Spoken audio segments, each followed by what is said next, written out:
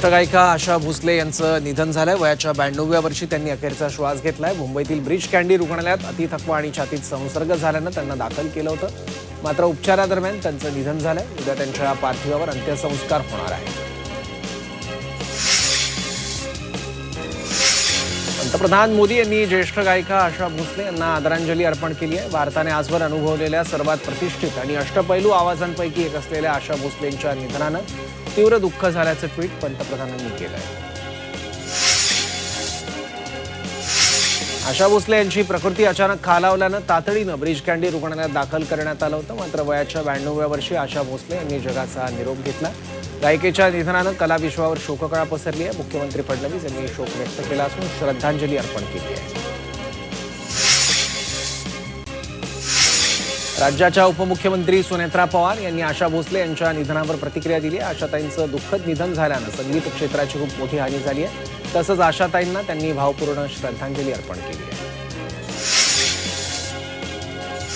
आशा भोसलेंच्या निधनानंतर सर्व स्तरातून प्रतिक्रिया समोर येत असून त्यांना श्रद्धांजली वाहिली जात आहे। अशातच मनसेचे अध्यक्ष राज ठाकरे यांनी आशा भोसले यांनी त्यांना श्रद्धांजली वाहताना सोशल मीडियावर एक पोस्ट केली आहे। आशाताई दी लास्ट एम्परर असं या पोस्टचं शीर्षक आहे। ज्येष्ठ गायिका आशा भोसले यांच्या निधनावर परिवहन मंत्री प्रताप सरनाईक यांनी तीव्र दुःख व्यक्त करत त्यांना भावपूर्ण श्रद्धांजली वाहिली आहे। या दुःखाच्या प्रसंगी त्यांनी आशाताईंच्या सुरांचा गंध सदैव आपल्या स्मरणात राहील अशा भावना व्यक्त केल्या आहेत। त्यांच्या निधनानं भारतीय संगीताचा एक सुवर्णकाळ संपला असंही सरनाईकांनी म्हटलं।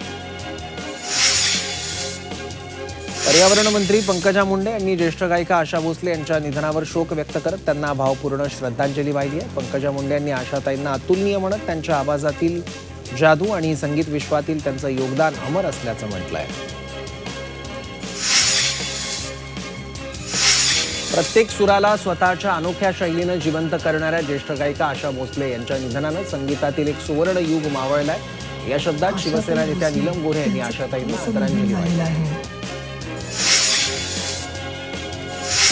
सूरसम्राज्ञी आशा भोसले यांच्या निधनानं भारतीय संगीत विश्वातील एक तेजस्वी तारा निखळलाय। सचिन तेंडुलकरने आशाताईंच्या निधनानंतर अत्यंत भावुक पोस्ट शेअर करत आपल्या भावना व्यक्त केल्यात। आशाताई आमच्या कुटुंबाचा एक भाग होत्या। आज आम्हाला झालेलं अथांग दुःख व्यक्त करण्यासाठी शब्द अपुरे पडत असल्याचं त्यांनी सांगितलं। मुंबई महापालिकेच्या 26 वॉर्डांमध्ये नव्यानं कारंजी उभारण्याचा निर्णय घेण्यात आला। यासाठी महापालिकेच्या स्थायी समितीनं सौंदर्यीकरण प्रकल्पाअंतर्गत 26 कोटी रुपयांची तरतूद केली आहे। मुंबई महापालिकेचा 2026-27 साठीचा 80,952 कोटी रुपयांचा अर्थसंकल्प सादर करण्यात आला। भारतीय अर्थव्यवस्थेचा वेग वाढताना दिसतोय। देशाच्या तिजोरीत 880.3 टन सोनं असून हा साठा जगात 8व्या क्रमांकावर आहे। अमेरिकेकडे 8,133 टन सोन्याचा साठा आहे। भारताच्या तुलनेत अमेरिकेकडील साठा अधिक आहे, पण खासगी साठ्यात भारत सर्वात पुढे आहे। भारतीय रेल्वेत प्रथमच स्थानकांवर किराणा दुकान सुरू करण्याचा निर्णय घेतलाय। सर्वसामान्यांची गैरसोय दूर करण्यासाठी हा निर्णय घेण्यात आलाय। सुरुवातीला याची मध्य रेल्वेच्या कसारा, वासिंद आणि मानखुर्द या स्थानकांवर अंमलबजावणी करण्यात येणार आहे। त्यामुळे आता प्रवाशांना प्रवासातच खरेदीचा नवा पर्याय मिळणार आहे।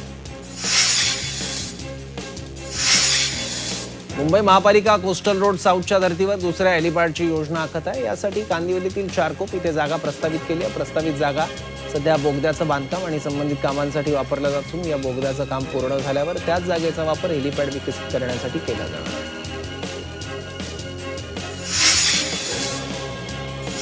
पीएसएमटी ते बंगळुरू आता वंदे भारत स्लीपर ट्रेन धावणार आहे। लांब पल्ल्याच्या प्रवासासाठी प्रवाशांना स्लीपर सुविधा असलेली वंदे भारत उपलब्ध करण्यात आली आहे। तर ही देशातील दुसरी वंदे भारत स्लीपर एक्सप्रेस ठरणार आहे। मुंबई बंगळुरू प्रवास 16 तासांपेक्षा कमी वेळेत पूर्ण होईल असा अंदाज व्यक्त केला जातोय। मतदान आणि निवडणूक लढवण्याचा अधिकार हा मूलभूत अधिकार नाही, हे केवळ कायद्यानं दिलेले अधिकार आहेत असा महत्त्वपूर्ण निर्वाळा सर्वोच्च न्यायालयाने दिलाय। मतदान करणं व निवडणूक लढवणं या दोन स्वतंत्र गोष्टी असल्याचंही कोर्टानं म्हटलंय। मुंबई विमानतळाजवळील सहारा आंतरराष्ट्रीय हॉटेलला उच्च न्यायालयाने दणका दिलाय। या हॉटेलनं तब्बल 23 कोटी रुपयांचा मालमत्ता कर थकवलाय। त्यामुळे आधी थकबाकीची रक्कम कोर्टात जमा करा, मगच पाणी सुरू होईल अशी सक्त ताकीद न्यायालयाने हॉटेलला दिली आहे। कल्याणच्या रोहिदास वाडामध्ये गावदेवीची पालखी आणि जत्रा उत्साहात साजरी करण्यात आली। यावेळी गावदेवीची पूजा करून बँड वाजवत गुलाल उधळण केली। यात्रेला मोठ्या संख्येने भाविकांनी गर्दी केली होती।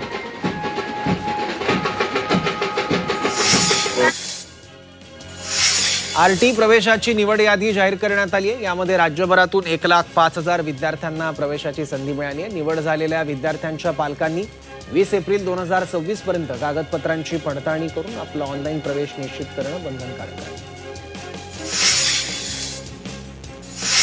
मुंबई महापालिका कर्मचाऱ्यांवर आता मतदार याद्यांच्या विशेष सखोल पडताळणीची जबाबदारी देण्यात आली आहे. 1 एप्रिलपासून सुमारे 7,000 कर्मचारी या कामासाठी देण्यात येणार आहेत. यामध्ये महापालिका शाळांमधील 3,500 शिक्षकांचाही समावेश आहे. त्यामुळे शिक्षकांना सुट्टीतही काम करावं लागणार. शालेय विद्यार्थ्यांच्या सुरक्षिततेला सर्वोच्च प्राधान्य देत महाराष्ट्र शासनानं शालेय बस व वाहतूक व्यवस्थेबाबत कडक आणि सर्वसमावेशक नियमावली जाहीर करण्याची तयारी सुरू केली आहे. नवीन नियमानुसार शालेय बसचं भाडं आता प्रादेशिक परिवहन प्राधिकरणाकडून निश्चित केलं जाईल. त्यामुळे पालकांना आर्थिक दिलासा मिळणार आहे. उत्तर महाराष्ट्रावर निर्माण झालेल्या उच्च दाबाच्या क्षेत्रामुळे उष्ण वारे वाहू लागले आहेत. त्याचा विपरीत परिणाम म्हणून अवघा महाराष्ट्र तापलाय. पुढील आठवडाभर संपूर्ण राज्याची होरपळ होईल असा अंदाज आहे. त्याचबरोबर पुढील 4 आठवडे अधिक उष्णतेचे असतील अशी शक्यता भारतीय हवामानशास्त्र विभागानं वर्तवली आहे. अंबरनाथच्या अटल उद्यानात उभारण्यात आलेलं बॅडमिंटन कोर्ट सदोष असून तांत्रिक बाबी लक्षात न घेता उभारण्यात आलंय. त्यामुळे खेळाडूंच्या गुडघ्यांना इजा होण्याची भीती बॅडमिंटन खेळाडूंनी व्यक्त केली आहे. मात्र याकडे प्रशासन दुर्लक्ष करत असल्याचा आरोप होतोय. मुंबई महापालिकेनं 10,000 लिटरचे 22 पाण्याचे टँकर खरेदी करण्याचा निर्णय घेतलाय. यासाठी 10,44,19,00,000 रुपये खर्च करणार आहे. ज्या ठिकाणी पाणी टंचाईची समस्या आहे अशा भागांना पाणी पुरवठा सुरळीत व्हावा यासाठी हा निर्णय घेण्यात आला आहे.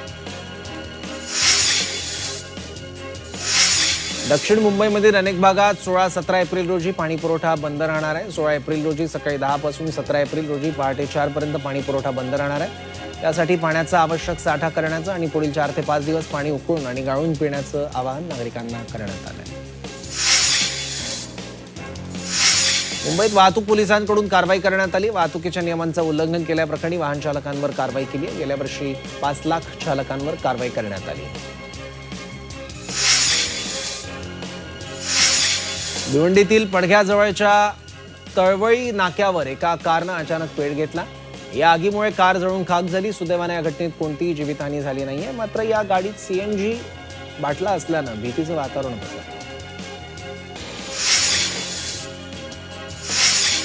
कसारा घाटात ऑइलनं भरलेल्या कंटेनरचा अपघात झालाय. अहिल्यादेवी होळकर बावडीजवळ हा अपघात झाला. या अपघातात कंटेनरमधील 2 जण जखमी झाले. या अपघातामुळे वाहतूक कोंडी देखील झाली असून नाशिककडे जाणारी एक लेन सुरू आहे. मुंबई नाशिक महामार्गावरील कळंब गावात भीषण अपघात झाला. भरधाव पिकअपची बैलगाड्यांना धडक लागल्यानं हा अपघात झाला. या अपघातात बैलांसह 2घांचा जागीच मृत्यू झालाय. घोटी टाके इगतपुरीतून वज्रेश्वरीला जाणाऱ्या बैलगाड्यांना पिकअपने धडक दिली.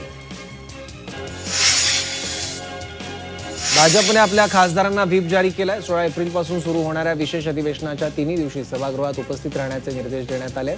भाजपने आपल्या लोकसभा आणि राज्यसभा खासदारांना 16 आणि 17 आणि 18 एप्रिल रोजी सभागृहात उपस्थित राहण्यासाठी 3 ओळींचा व्हीप जारी केला.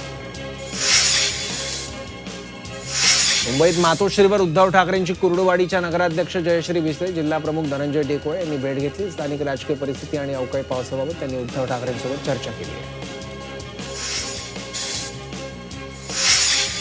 अन्न व नागरी पुरवठा मंत्री छगन भुजबळ यांच्या हेलिकॉप्टरच्या लँडिंग प्रकरणी मुख्यमंत्री फडणवीस आणि डीजीसीएनं चौकशीचे आदेश दिले. हेलिकॉप्टरच्या लँडिंगच्या वेळी पायलटकडून मोठी चूक झाली. पायलटनं हेलिकॉप्टर नियोजित हेलिपॅडवर उतरण्याऐवजी चक्क कार पार्किंगमध्ये उतरलं. दरम्यान या प्रकरणी आता डीजीसीए आणि मुख्यमंत्र्यांनी चौकशीचे आदेश दिले.